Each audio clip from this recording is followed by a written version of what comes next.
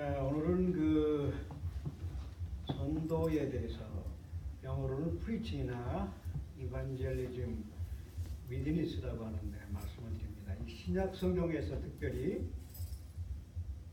이 전도, 복음을 전파하는 것, 예수의 증인되는 것은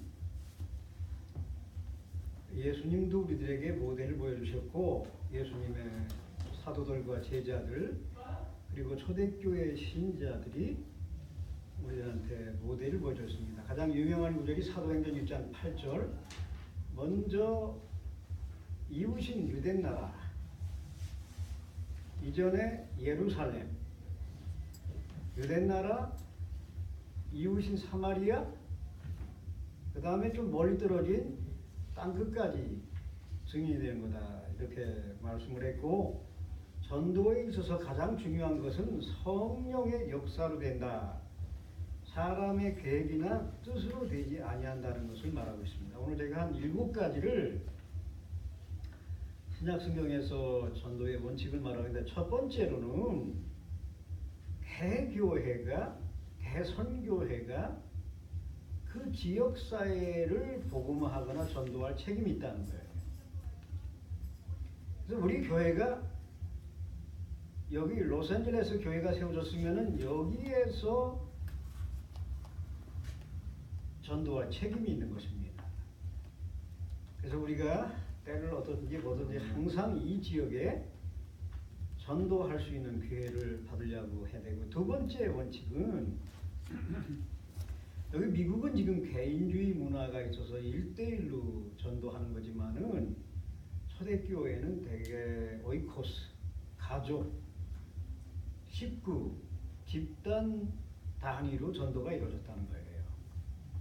사실 우리나라도 한국에 처음에 기독교가 들어왔을 때 1대1 개인보다는 집단으로 씨족들이, 부족들이 전도가 됐어요. 그래서 한국에서 제일 먼저 전도된 사람들이 우리가 말하는 천방지축 마골피시들입니다.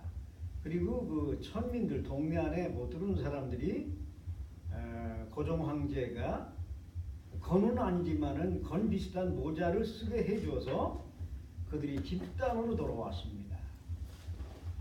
왜냐하면은 쌍놈이나 천민들은 우리나라에서 모자를 쓸 수가 없었어요. 남자를 말하는 건을 쓸 수가 없었어요. 그런데 언더우드 선교사가 고종 황제를 설득해서 이 쌍놈이나 천민들에게도 이 개털 모자 비슷한 걸 쓰게 해달라고 그랬어요. 그래서 전도하는 게 간단했어요. 우리도 모자를 쓸 수 있다, 건 비슷한 걸 쓸 수 있다.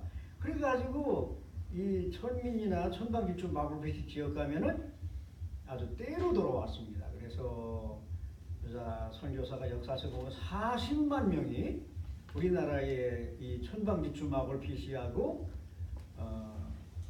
상놈 가운데서 전도가 제일 많이 됐다고 이렇게 말하고 있어요. 그 다음에 세 번째로 신약의 전도 원리는 불신자에게 복음을 증거해야 된다는 거예요. 진짜 불신자에게 복음을 증거하는 게 힘들거든요. 우리 홍씨 같은 경우는 1970년도까지만 해도 신자가 없었어요. 우리 성결교회의 홍씨 신자가 1980년대에 전국에 한 20명밖에 안 되셨습니다. 우리 한국 전체.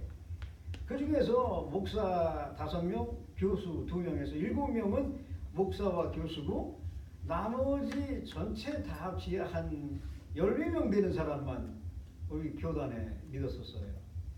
이 정도로 우리나라는 특히나 양반이나 돈이 있는 사람이나 전통 있는 집안들은 구원받지 못하고 기독교를 박해하고 핍박하는 그런 문화가 있었어요. 그런데 초대교회는 이 구원받지 않는 가정과 사람들에게 복음을 증거했다는 거예요. 그 다음에 네 번째로는 초대교회는 아무래도 그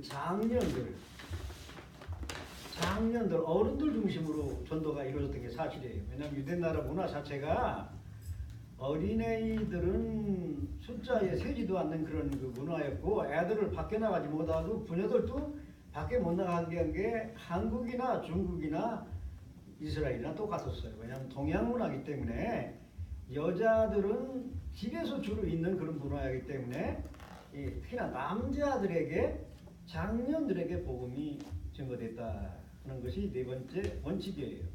그래서 사도행전 10장에 보면은 이 고넬료 가정에 이 권속들, 특히나 그 어른들과 거기에 종들이라든가 하인들 이런 사람들이 다 고넬료 백부장을 통하여서 전도된 걸 보고, 다섯 번째로 초대교회 복음의 전도 원칙은 사람들을 구분할 수 있었다는 거예요. 그러니까 예를 들어서 나사렛, 예수님이 태어난 곳, 베들레헴 이런 동네는 예수 복음을 안 받아들이는 거예요.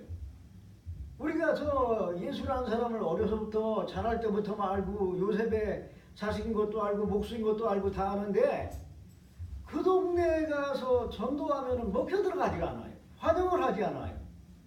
거부해요. 기적이 나타나지 않았어요. 그래서 전도할 때는 받아들이는 사람과 받아들이지 않는 사람을 구분해내라는 거예요. 그래서 마태복음 10장이나 누가복음 10장에서도 예수님 사도들이나 제자들 전도 내보낼 때 환영하는 사람과 거부하는 사람을 가려내라고 하는 걸 보여줘요. 여섯 번째로는 이 새신자가 오면은, 새로운 신자가 올 때는 가능하면은 바로 이 교회 친교 모임에 들어가게 해라. 그런 원칙이에요. 너무 끌지 말고. 초대교회는 예수를 믿으면 바로 그 자리에서 침례를 줬어요. 세례를 줬다고요. 그래서 오늘날도 그 어떤 때는 너무 끌어가지고 그 사람이 지옥 가는 사람 많아요. 그렇게 위주 총신대 제가 아는 여자 목사 이경혜 목사라고 있는데 아니 지난 월요일 날인가 만났는데 갑자기 하나님이 불러가 버렸어요. 참 그 인생이 허무하기도 하고 또 결단을 얘기할 때 사람들이 복음을 믿고 예수 믿어서 천당 가게 해야 될 때 바로 영접을 시키고 결정을 내려야 되겠더라고요. 좀 그러면은 일이 어떻게 될지 몰라요. 그 다음에 마지막으로 일곱 번째로 전도는 그 당시 문화나 그 지역에 적합한 전략과 방식을 써야 된다는 거예요. 그래서 예루살렘에서 전도하는 방식과 사마리아에서 전도하는 방식과 저 이방 나라에서 전도하는 것이 다르다는 거예요. 저 문화적이고 공부를 많이 한 그리스 지역 가서 하는 거하고 정치적인 로마에 가서 하는 거 이게 다 다르다는 거죠. 또 아시아 사도 요한처럼 아시아에서 전도하는 것이 같지가 않더라는 거예요. 마태의 전도 방식과 전략이 다르고 마가의 방식이 다르고 요한의 방식이 다른 이유는 그 지역과 그 문화와 시대에 따라서 전략이 다르다는 거지요. 이게 이제 우리 신약 성경에서 우리에게 가르쳐 주는 거예요. 그래서 우리 한국에서는 처음에는 양반들에게 전도하려다가 실패를 했어요. 그래서 경험이 많은 선교사들 얘기를 듣고 아까 같이 천민이나 가난한 사람이나 이런 사람들을 먼저 접근한 것이 한국은 성공했던 거예요. 그 다음에 이제 미션 중고등학교를 세우고 대학교를 세워서 이제 지성층들까지 선교하는 것이 한국이 성공을 했던 거지요. 그래서 처음에는 기도하고 이런 전도를 직접적으로 하는 게 효과적이었고 그 다음에는 학교도 세우고 교육도 하고 병원도 세우고 사회복지기관을 세울 때 특히나 뭐 6.25 전쟁 후 같은 때는 사회복지 사업을 통해서 많은 사람이 전도될 걸 보게 됩니다. 그래서 우리가 가능하면은 신약 성경에 있는 전도 방식 이것을 사용하는 것이 오늘날도 큰 교훈이다 하는 것을 말씀드렸습니다. 감사합니다.